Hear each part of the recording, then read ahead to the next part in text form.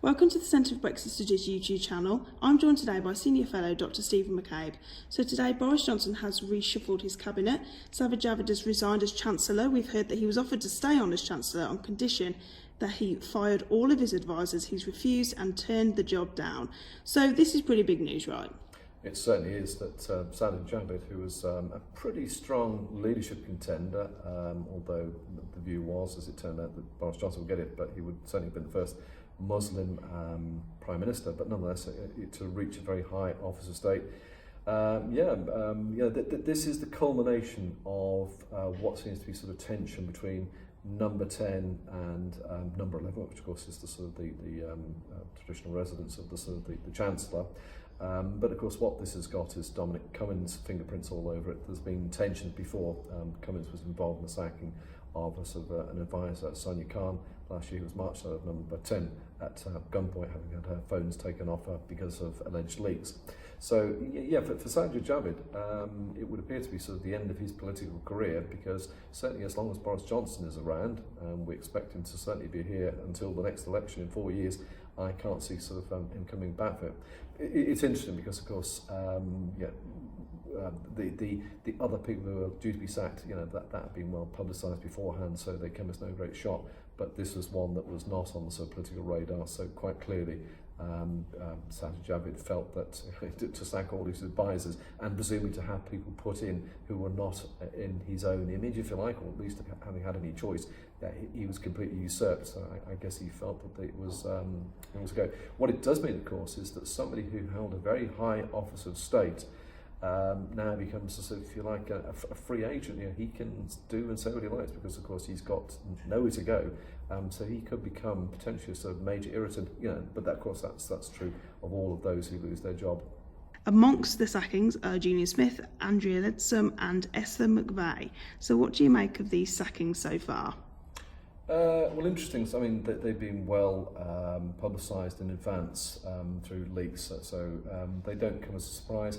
In terms of sort of Leadsom, of course, and indeed Esther McVey, they stood as potential leadership candidates not so long ago. So their kind of fall from grace, if you like, is all the more meteoric. And indeed, of course, they've been around for a bit longer. Julian Smith is a bit different because, of course, he was very successful Northern Ireland Secretary, and of course that can be a somewhat difficult brief.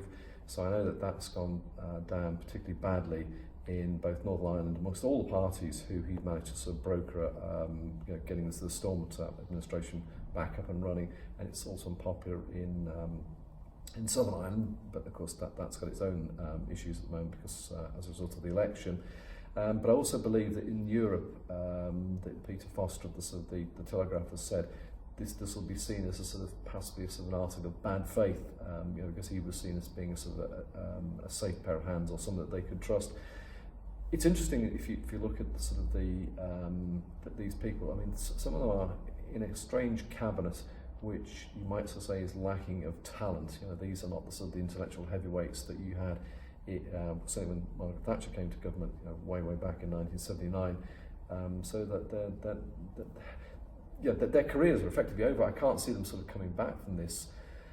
What it says in the sort of the round is that sort of Johnson is taking out those who might, I suppose, have some ability to oppose him in policy, although they've been very loyal up until now, and the people who are being touted to replace them, that they're relative unknowns. Of course, quite clearly they'll become much better known in the sort of the coming weeks, months, and maybe even years. But it's a peculiar thing. I mean, although having said that, they're relatively, Northern Ireland notwithstanding, unimportant sort of briefs, as it were. Something like housing, which I think Esther McVey, she's just a succession. That really has become a sort of revolving door.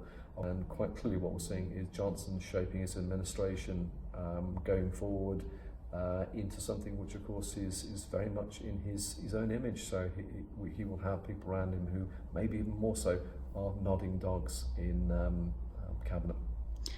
So on that note then, so what do you think Boris Johnson is actually wanting to achieve with a refreshed cabinet? Well, quite clearly, Johnson is not stupid.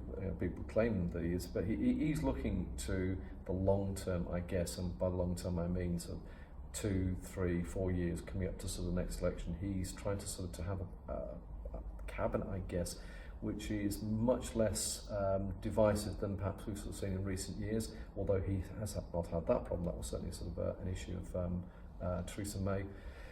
I mean, the Brexit question will still continue to rumble on, and the rumours that sort of Michael Gove may be the sort of leading the negotiation of that, so that's going to be quite difficult.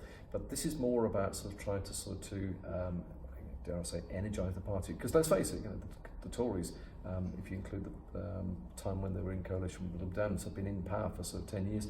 So this is trying to give the impression of a very new and different administration to what's gone before it. We've seen that in sort of recent announcements in terms of spending. I mean, the next big announcement, of course, will be the sort of the budget next month.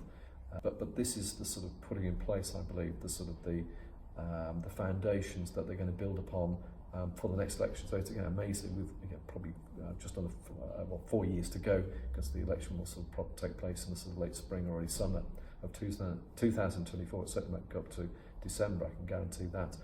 They're already starting to think about how they can sort of have a team that will sort of work towards this. But by and large, Boris Johnson is the sort of he is the big beast. All the rest of them are sort of minor entities in all this. There is only one voice, and let's face it, he's pulled off something quite incredible, whether we like it or not.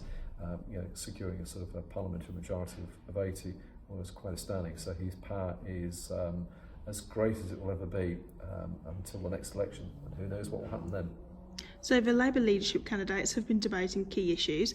All candidates, apart from Emily Thornberry, have said that their main priority as Labour leader would be to tackle anti-Semitism. So what else do you think should be on their list of priorities?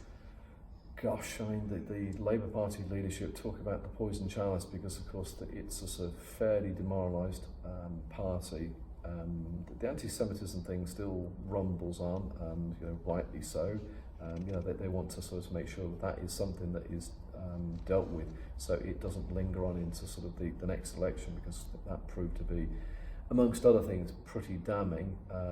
Quite clearly, it's interesting how they're all posturing, trying to not say particularly negative things about the sort of the previous leader, i.e. a certain Jeremy Corbyn.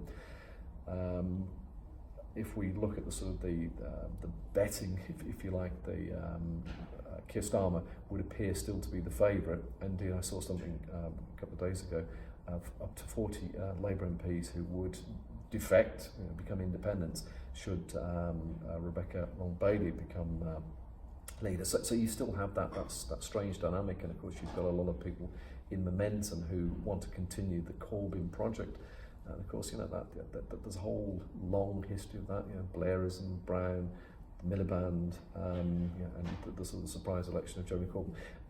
It's interesting. I think that they're all desperate to make their mark, but of course they're sort of pretty desperate. It also appears to me not to sort of deviate too greatly from sort of the previous manifesto, which, if you talk to various people, if you look at the sort of the analysis, was popular in bits, but of course as a sort of whole it became a confusing sort of mass, a smorgasbord of lots of things, and of course everyone remembers the free broadband, but by and large what the sort of the next Labour Party leader has to do is somehow or other energise the sort of the party and the sort of the voters, those that they lost in the so-called Red Wall, who defected, possibly because of Brexit and the combination with Corbyn, and get them to believe that there is an alternative.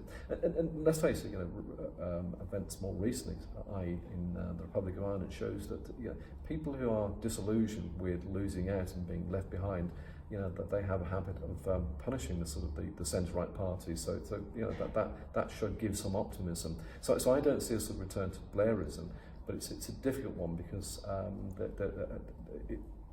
Keir Starmer in particular has been likened to being sort of the guy carrying a sort of Ming vase across a sort of a frozen lake. He doesn't want to slip up and break the vase. So they're all absolutely going out their way to say to avoid saying anything that's particularly controversial.